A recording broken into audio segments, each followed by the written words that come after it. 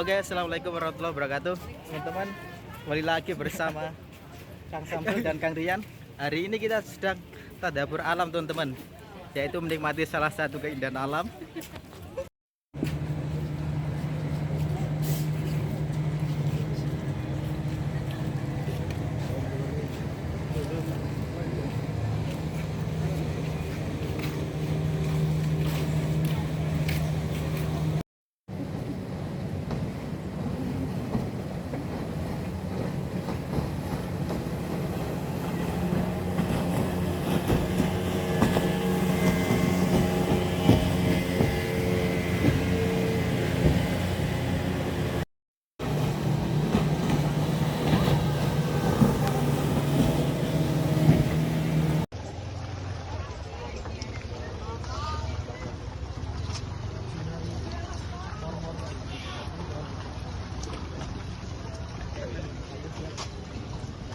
Itu pesan di sini, Pak. Tunggu temen ya.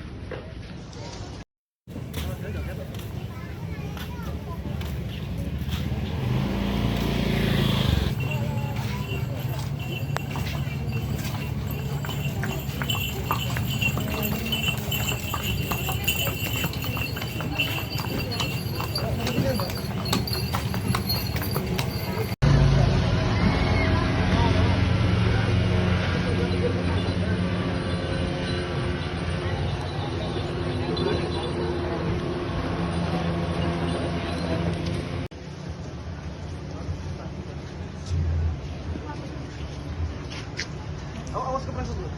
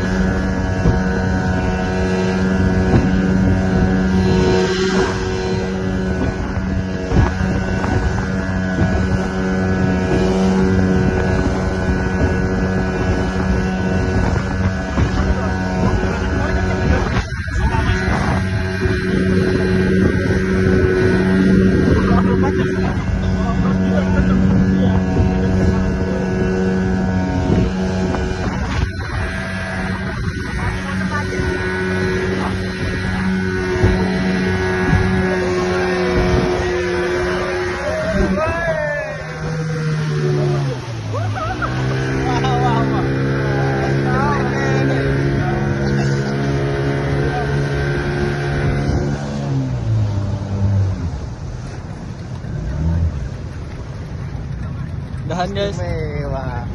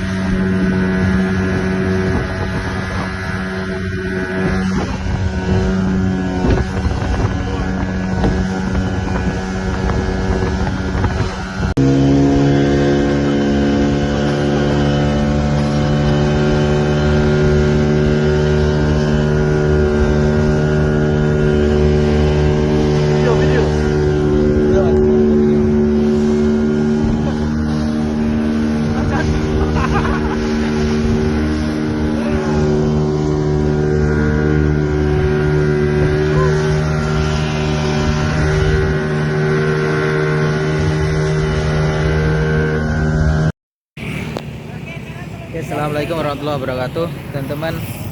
Kita sekarang lagi ada di Temboro. Temboro saya juluki ikut seperti Madinah, Madinah Van Java. Oke, kita lihat sepanjang perjalanan. Semua wanita-wanita di sini semuanya pakai cadar, teman-teman.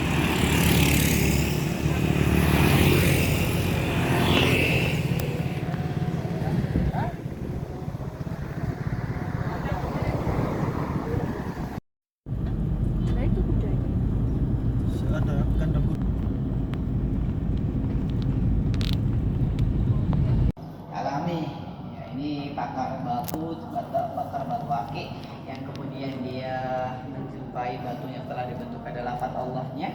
Ya, ini didapatkan dari negeri Iran, dari negeri tetangga Sragentina. Tahu Sragentina? Sebelahnya Solo atau sebelum Solo. Nah, itu namanya Sragentina.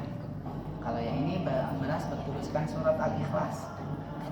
Iya, berasnya berwarna putih bertinta hitam, cairan kuning itu pengawet. Coba lihat satu persatu, lihat dari depan.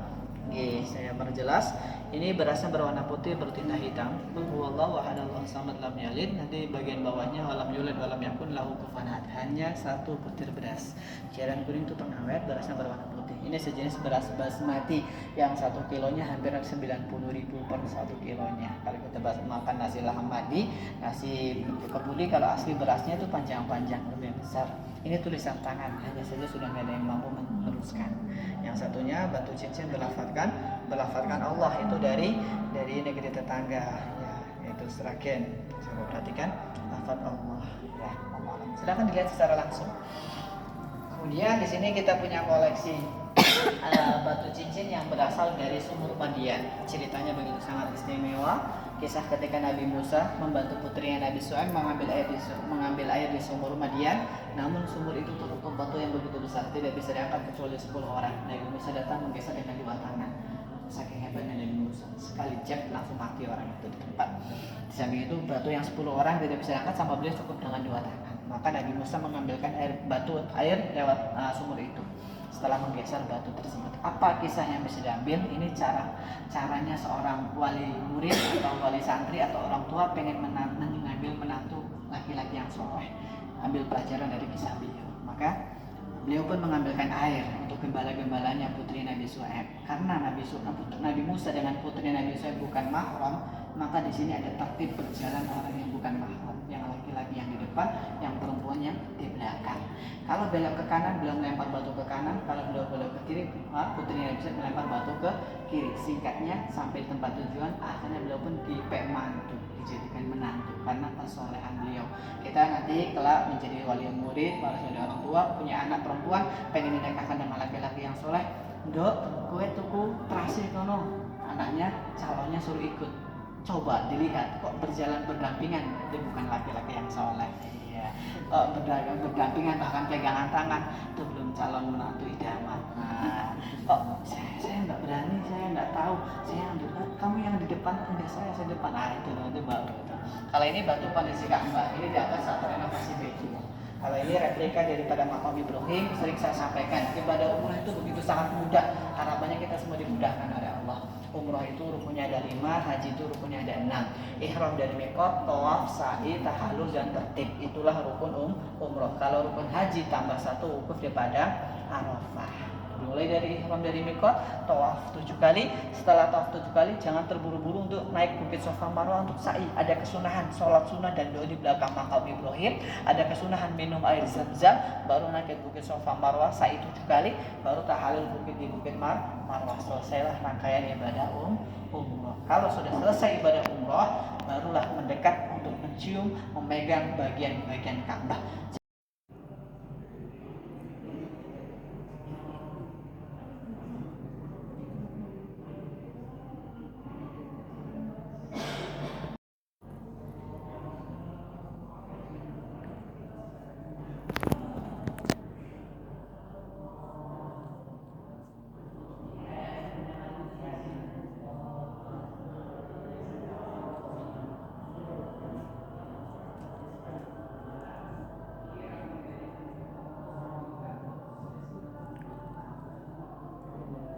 Assalamualaikum teman-teman.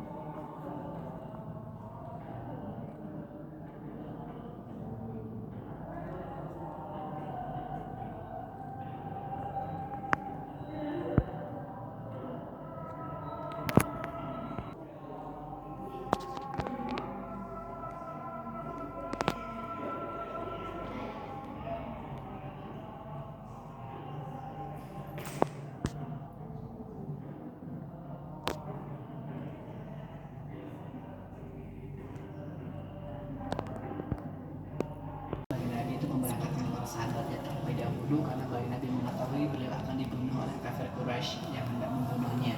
Maka baginda Nabi menempatkan di rumahnya Sayyidina Ali, menempati tempat tidurnya. Beliau keluar dari rumahnya membaca satu ayat daripada surat Yasin, barokahnya orang kafir tidak bisa melihat beliau. Ada yang tahu ayatnya? Ayat yang dibaca ketika baginda Nabi dikejar kafir Quraisy yang hendak membunuh beliau, barokah ayat ini tidak ada satupun yang bisa melihatnya. Ada yang tahu ayatnya? Wajahna. Ya, betul sekali. Waja'alna min baini aydihim satu min khalfihim satu wa syainahum fahum la yabsirun. Barokahnya beliau keluar tanpa satu orang kafir pun melihatnya. Beliau pun bersembunyi di Gua Sur. Gua Sur itu sebelah selatan Masjidil Haram. Kalau orang meneliti, ternyata ini menunjukkan kecerdasan baginda Nabi di dalam strategi perang. Dikecohkan orang-orang kafir yang pengen membunuh baginda Nabi tidak ke arah ke utara, Madinah itu sebelah utara, tapi beliau ke selatan. Gua Sur itu selatan Masjidil Haram. Ini untuk mengecohkan kafir Quraisy yang hendak membunuh baginda Nabi. Setelah beliau bersembunyi di Gua Sur, dikirim makan oleh putrinya Sayyidina Abu Bakar, Sayyidah Asma. Lanjutlah beliau dengan satu penunjuk jalan ditemani oleh Sayyidina Abu Bakar melanjutkan ke pusat kota Madinah. Sampai di Madinah, beliau disambut dengan Tala'al Badru alaina min tahniyatil wada wa jaba syukru alaina ma da'a bilaida. Laki-lakinya, perempuannya, dewasa, anak-anak, kakek nenek semua bergembira. Madinah yang dikenal sebagai kota berpenyakit, Yasrib berubah Madinah Al-Munawwarah. Letak posisinya penyambutan itu di kebun kurma Ummu Jardan. Beliau mendoakan Allahumma barik nafah Ummu Jardan. Di situ baginda Nabi disambut oleh penduduk kebun kurma yang di situ. Beliau membangun Masjid Quba, masjid pertamanya dibangun dasar takwa. Quba itu pinggiran kota Madinah. Setelah itu lanjut ke pusat kota Madinah.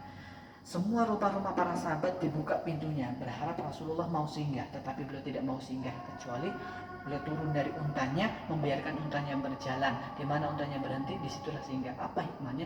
Supaya tidak ada yang cemburu. Karena yang dipilih itu oleh untanya Rasulullah. Maka untanya Rasulullah tertuju ke rumahnya Sayyidina Abu Ayyub Al-Ansari. Untanya sangat cerdas, yang dipilih orang kaya, termasuk beliau kalangan orang kaya, kalangan para sahabat pada waktu itu, Sayyidina Abu Ayyub Al-Ansari. Maka beliau pun membangun Masjid Nabawi, masjid yang dibangun oleh baginda Nabi dan para sahabat.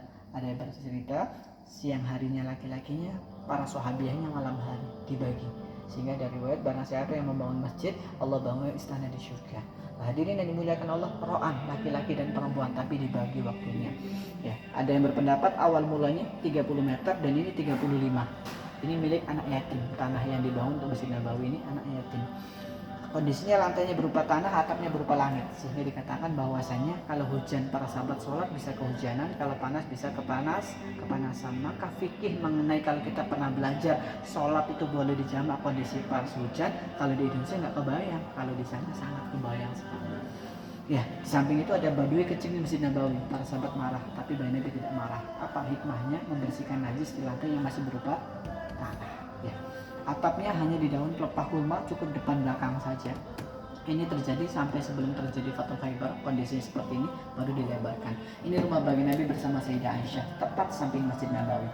Ma baina baiti wa minbari raudhatun min riyadil jannah. Tempat antara rumah dan mimbarku ini adalah taman dari taman syurga. Nah, ini rumah baginda Nabi bersama Sayyidah Aisyah, tepatnya di bagian sebelah kanan Masjid Nabawi. Depannya rumahnya Sayyidah Fatimah dengan Sayyidina Ali, sampingnya rumahnya Sayyidah Ummu Salamah, sampingnya rumahnya Sayyidah Saudah, belakangnya rumahnya Sayyidah Hafsah.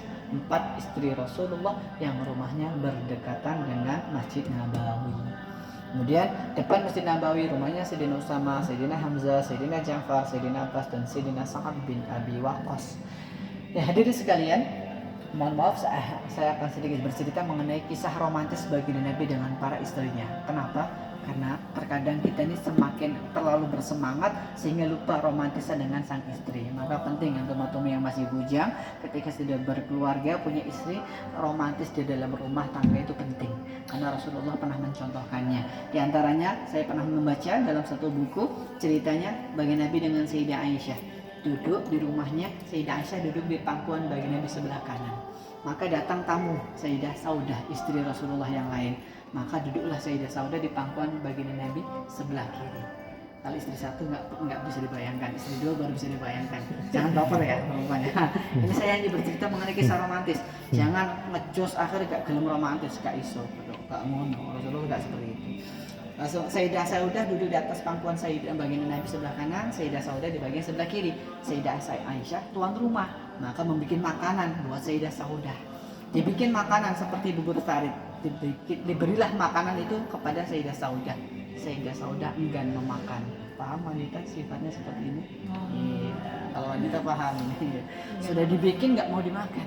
Nah, Sayyidah Aisyah kok dibikin kok nggak dimakan? Makanya makanan tadi dilempar ke mukanya Sayyidah Saudah. Padahal ada Rasulullah di tengah itu. Dilempar makanan itu oleh Sayyidah Aisyah kepada mukanya Sayyidah Saudah. Rasulullah isyarah kepada Sayyidah Saudah seolah untuk membalasnya. Akhirnya lemparan tadi dilempar kembali ke mukanya Sayyidah Aisyah di antara Rasulullah. Nah, hadirin, tiba-tiba ada teriakan, "Ya Ibn Umar." Ternyata Sayyidina Umar memanggil putranya, pengen diajak sowan kepada rumah Rasulullah. Bagi Nabi bersabda, "Bersihkan kalian, akan ada tamu yang datang." Ternyata betul, Sayyidina Umar dengan Sayyidina Abdullah Ibn Umar sowan kepada rumahnya Rasulullah. Nah, ini hadirin, ini rumahnya Sayyidah Hafsah. Kalau kita ziarah Rasulullah, minangan Gus, sebelah kiri sholawat salam kepada Rasulullah, tengok sebelah kanan ada jendela yang masih dibuka sampai detik ini. Ternyata itu jendela rumahnya Sayyidah Hafsah radhiyallahu taala anha. Rasulullah pengen melihat, sering melihat kondisinya Sayyidah Hafsah dari balik jendela tersebut. Makanya jendelanya dibuka sampai sekarang, nggak pernah ditutup. Karena pada waktu itu kurang lebihnya bukti cintanya Sayyidah Hafsah kepada bagi Nabi kepada Sayyidah Hafsah. Fokus ke rumahnya bagi Nabi bersama Sayyidah Aisyah. Dibuka kayak begini jadinya. Ada yang berpendapat ukurannya 5 x 4 meter. Itu pun dibagi 2 ruangan. Ya, ini bukan sekedar kamar, tapi rumah. Ada 2 ruangan, ruang tamu dan kamar. Maknanya kalau 5 x 4, 2,5 x 4 meter ruang tamu, 2,5 x 4 meter kamar. 3 kamar, 3 pintu ke ruang tamu, pintu ke kamar, dan pintu ke Masjid Nabawi. Ini ada kelihatan pintu dari sebelahnya. Ya, hadirin yang dimuliakan Allah, pelajaran penting wabil khusus antum yang sengaja dibikin supaya kesabaran rohani bisa didapatkan. Secara fisik bisa kita melihat perbedaannya, secara rohani pun bisa membedakannya. Allah Ta'ala. Ini yang bakal bulunya bisa dulu. Kira-kira bisa sering banget. Jadi kita bayangkan ini.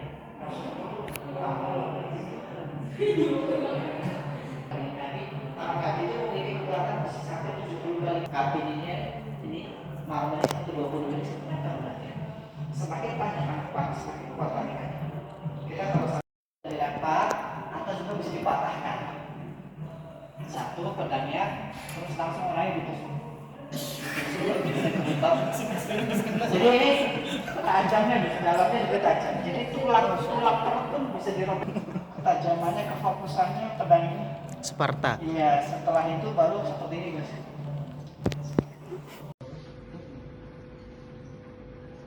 Saya pernah ngopi bareng dengan Umar. Ini benar. Kan waktu acara maulid kan disuguhin kopi. Ngopi bareng dengan Umar. Bener kan? Umar pernah ngopi sama gurunya siapa? Abdul Qadir. Saya pernah ngopi bareng dengan Umar. Ini benar. Kan waktu acara maulid kan disuguhin kopi. Ngopi bareng dengan Umar. Bener kan? Umar pernah ngopi sama gurunya siapa? Abdul Qadir.